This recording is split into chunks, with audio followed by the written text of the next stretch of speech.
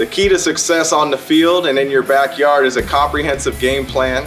So if you're building a fence or a deck this year, trust a Turkstra coach to design, quote, or order the right materials for your project. Visit a Turkstra Lumber near you to learn more. From the Ticats Audio Network, this is the Coach O Show with Luke Tasker. Welcome back to the Coach O Show with Luke Tasker. The Ticats coming off of a big win out west in BC to go to 4-6. And now coming up, of course, on the Labor Day Classic. That'll be Monday, September 4th, a 3:30 kickoff at Tim Hortons Field. As always, fans, send your questions to Ask Coach to gameday@ticats.ca. We have a question coming up later in the episode. We pick one every week, and you can send that with something in the subject line like question for Coach O to gameday@ticats.ca. Coach, you went out west 3-6 to face a Lion team that was 7-3. And you come home winning 30-13. What changed for your team out in BC? Well, I just think we finally put together, three quality phases of football. And, we're always trying to win 2 of 3. We feel like that's a recipe to win more games than not. And I thought we came out with decent energy. We were able to run the ball. And I thought we were pretty physical up front. The game, the score wasn't really indicative of just how physical the game was and how intense it was. But we just needed to find a way to win, Luke, and I think that's what happened. Yeah, it did seem cohesive. I mean, 3 phases for sure. You were coming off of a game with missed field goals on special teams, a lot of points against, struggling to get into the end zone, and all of those things got turned around. Defensively, I mean, the game started and you forced the turnover on downs right away. To me, you're right. I mean, the energy seemed different. Was that partly the trip out west? Was it just you guys came in with just a great vibe and energy that day? We did, and sometimes Luke, having been in that situation, sometimes you're just feeling it, whether it's as an individual or as a group, and you got to ride that wave when you do. Now, energy alone doesn't win ball games, right? I've been on a few teams that have showed up a little bit flat, but the execution was so high that you're able to overcome it. Now, I know that sounds a little bit crazy when in a sport where you play once a week and how come your energy, but football's so unique. I mean, you're getting in basically car accidents every week, trying to heal and get back. Most other sports, what's unique about football, I believe, is just most other sports, if you get an injury, you've got time. Baseball, there's so many games. Soccer, there's so many games. In football, there's so little games. And you're always pushing the envelope to play that next week. And then you got to play at a high level. So I just think that was one of those games where we were ready to play. And bigger than that, we were able to execute. So just proud of them. If you could bottle that up, it'd be a best-selling book. And everything else is just you got to figure out your football team, and we played well, and now we're looking for consistency. Yeah, like is the energy, is the coming out playing with that type of sort of cohesive team energy, is that repeatable? I mean, can you identify that and kind of and repeat it, or is it the stars aligning out in BC? Yeah, I think things can be replicated or duplicated, however you want to focus on it. But I mean, we've had great energy this year at times, and we just haven't executed well. And that's kind of what I was alluding to earlier. Is you can do those sorts of things, but the game comes down to execution, and then you boil it down to some tangible, if you want to call it analytics that have kind of withstood the test of time. We didn't turn the football over. Yeah. And we're able to take it away. And when you're +3, that usually bodes pretty well in the victory column. Nothing guarantees anything. And I thought, like you said, we put the ball through the pipes. They missed a field goal. I thought the defensive stop early kind of set the tone.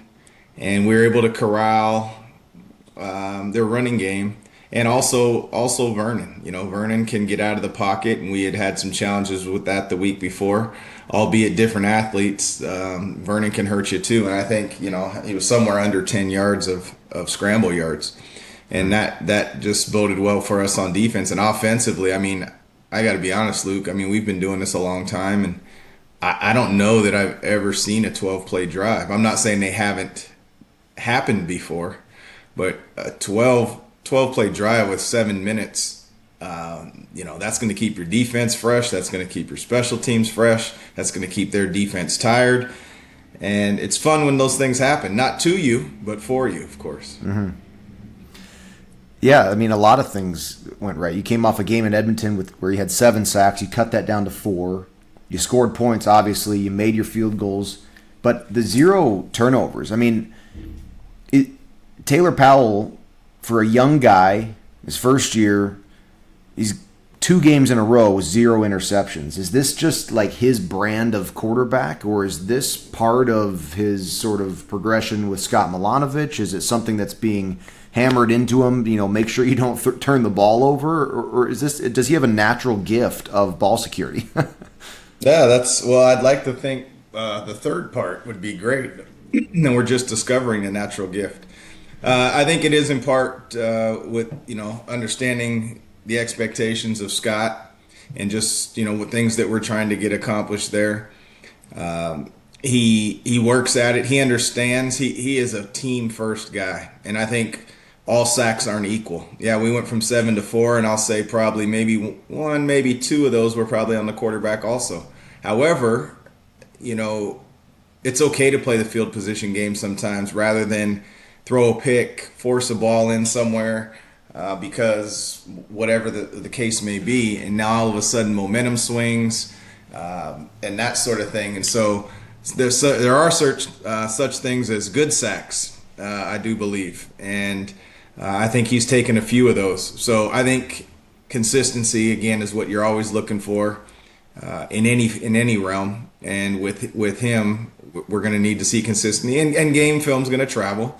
So once he's got a month of games under his belt, that I'll better be able to answer that question. But I think it's a combination of himself understanding the CFL game, and I think Scott's doing a great job with him. That's a really interesting term. Can you elaborate on good sacks and kind of to a fan listening what that might mean?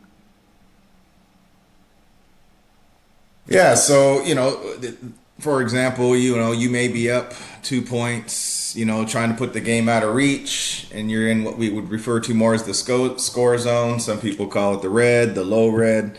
The bottom line is you're about to score, and oftentimes it's said you don't want to take a sack, but that's mainly to take you out of field goal range. Those are times when you don't want to take a sack. However, a sack down there, instead of forcing the ball, isn't the end of the world.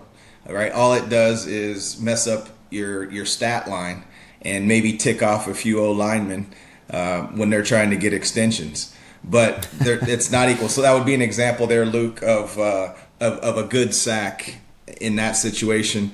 Also, maybe a D lineman comes free, and rather than hold the ball, have terrible ball security and try to force something in and things like that, that's an opportunity there to take a sack, play the field position game, and punt. They never look pretty in the stat column, and they never look pretty when you're watching them, but there is definite times for quote unquote good sacks. Few interesting plays on special teams out in BC. Maybe we'll start at the end of the game there. The hands team puts a touchdown on the scoreboard. I mean, I was on hands team for a lot of my career, and it's a privilege to end the game for your team. Sometimes that play is the last thing or close to by making a good catch in the open field while you're getting rushed by that onside team. But Tim White makes the reception and scores. It's got to be a boost for Jeff Reinboldt's special teams to put points on the board like that. Yeah, that's a unique situation, and you've seen some decent returns and things like that, and those things are tough. I think what people don't understand, and when you're on that hands team, is it's really not a guarantee. And I guess without getting too technical, I mean, you'd understand this very well, Luke, having been on there. You're outnumbered to one side no matter what happens. As long as you have somebody deep to return the ball, you're outnumbered. So they're going to have 12 on the line. You're going to have 11 up there. And so you kind of have to pick and choose your side. And, fortunately for us, we it's something that we work on in our mock game. I know you've been a part of it. And for those listeners, the mock game is just something that you go through as many game situations as you can. But, Federico did a great job of getting out of the way of a hot football, if you will. That thing was coming pretty fast there, and he got out of the way. Tim obviously has to make the play, and then he did the rest and ran to the end zone. So they kind of found their numbers, kicked it at 2 of our D linemen, and fortunately Tim was over there to make the play. Yeah, really cool. And then earlier in the game, it was an interesting moment in the broadcast. So the play, Ticat punt team goes out. Sean Thomas Erlington comes in with a hatchet that's fit for the ball security teach tape and forces what seemed like a fumble, and then it was BC first down. Walk us through sort of the progression of that, and were you able to challenge? Did you have an opportunity to do so? And did you guys have a chance to see the clip? What happened in that series of events? Hopefully we don't have any refs listening to this, but so very, very frustrating, to be honest with you. Very frustrating when you're playing hard. That's a point of emphasis for us, hatcheting the ball out. And when it's done by an offensive player, it's just fantastic. It just helps sell the message more. I think Revenberg had one the year that you played in Toronto off of an interception. And You never know when it's going to come up. So, the ball was definitely out. Unfortunately, at the stadium on that, the ruling was that he was down. So, yes, I could have challenged if the ball was a fumble. And absolutely, it would have been a fumble. But I was told that the command center said there was not an immediate recovery. And so we wouldn't have been awarded the ball. So basically, the way I understand it is maybe we would have got credited for a forced fumble. However, we wouldn't have got possession of the football. And along those lines, just for those, because I know there was I know Betts got his 12th sack. You are not able to challenge a tripping. So that's not a challengeable call. So I knew that's probably coming up next while we're talking about that. So, I was frustrated. It's tough when you're down there and you want to keep a drive alive and, you get tripped. But, if they don't see it, they don't see it. So, unfortunately, I was not able to challenge on that fumble caused by Erlington. We wouldn't have got possession of the ball. Yeah, great, interesting turn of events, and it was not clear in the broadcast what exactly had happened as we went to commercial break, but game of inches and close calls from everyone on the field. Let's get to a fan question here. Fans and listeners, you can send your questions for Coach O to gameday@ticats.ca, and today we have a question from Karen in Westdale. Coach, the Labor Day Classic is the highlight of the season for me. Is it your favorite game as well, or is this just another day at the office? That's from Karen in Westdale.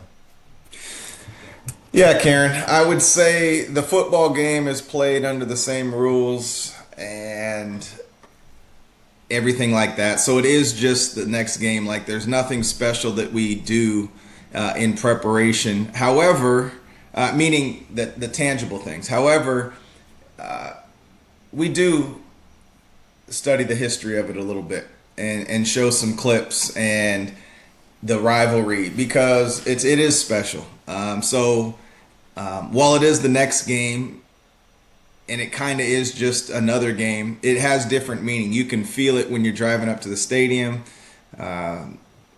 It's just like I say it every year. Here I go struggling for about the 20th straight year of talking about it. You have to experience it. So it's something you can kind of try to describe. You can watch videos on it, but you got to come to Tim Hortons Field to feel it. And so I would say that because it's an East Division game, every year it has a little bit different meaning, maybe because of the standings and that sort of thing. So let me answer you directly here. I would say it's a smidge more than a regular game because of the Toronto Argonauts coming down the QEW or up the QEW to see us. Yeah. That was from Karen in Westdale. Karen, thank you very much. Fans, send your questions to gameday@ticats.ca to ask for Coach. The Coach O Show with Luke Tasker is presented by Turkstra Lumber. Check out the project coaches at Turkstra Lumber. They can help with every part of your home renovation, from designing a deck to ordering a new front door. Learn more at TurkstraLumber.com. Coach, on the Labor Day topic here, is there a Labor Day Classic game as a player that stands out to you? One that you remember well, for big win, big interception? You know what? I'd have to... Personally, I don't recall interceptions. I may have had one or two or so, but I do remember, I believe it was a tie. I couldn't tell you the year. I'm guessing at the top of my head, it was in the 30s, maybe 31-31 tie. I remember multiple ejections. This is when I was in Toronto. I was actually on the other side of it. Oh, wow. I remember multiple ejections at Ivor Wynne Stadium at that time. I think Troy Davis nearly died of heat exhaustion. I think he rushed for 200 yards or something against us. But somehow we were able to match the points there. So I remember that one vividly, and it's not because I did anything special in it. I think I've been ejected from a Labor Day Classic game. Or I know I've been ejected from a game at Ivor Wynne Field. Mm-hmm.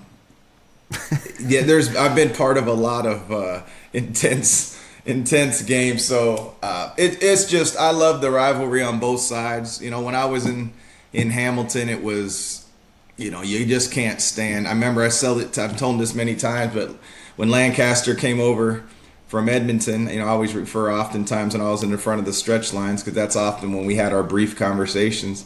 And he came up to me one time and said, "Hey, O." I said, "Yeah." He goes, "Doesn't take you long to not like those guys down the QEW, does it?" And I go, "No, it's a pretty good rivalry there."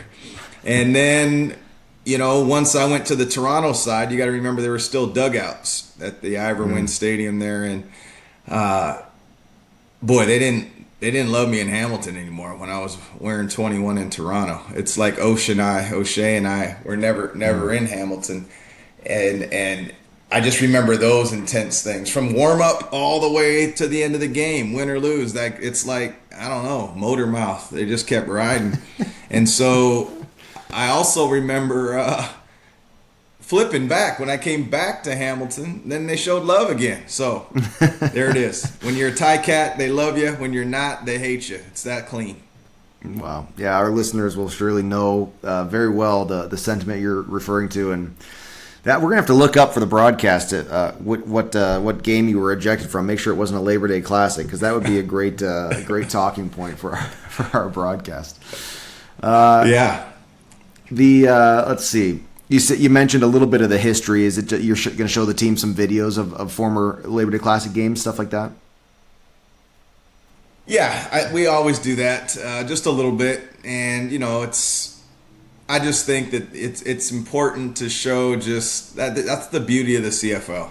You know, to me, it's a league it's built from the inside out. Like, where players, coaches are accessible, and they love it. And you know, of course, the kids, I think, quote unquote, kids love it, but they don't, because that means they go back to school. And so there's just so many fun things that happen, and you know, people are probably coming down from the cottages. They're ready for some fall football and things like that. There's just so many things that go into it, and then just the pride and tradition of Hamilton Tiger Cat football. It's something that you definitely to keep alive. You know, we always talk about standing on the shoulders of those that came before us, and so this is another chance to really just emphasize that messaging. That's great. Yeah, there's a group of Labor Day Classic lovers in East Aurora, New York here too. We have a 10-pack of tickets ordered for the game for people coming up, and it's a great day of football and a great CFL event. So we're looking forward to it, Coach. Best of luck as you get ready with the remainder of this week leading into the Monday game. Fans, as always, send your questions to Coach O at gameday@ticats.ca. And we'll see you on Monday, Coach. Thanks a lot. All right, appreciate it, Luke. See you next week. Another episode of the Coach O Show with Luke Tasker is in the books. Let us know your thoughts. Email us at gameday@ticats.ca. Coach O and Luke are back next week to discuss the latest from the locker room. Subscribe to the Ticats Audio Network on Spotify or wherever you get your podcasts.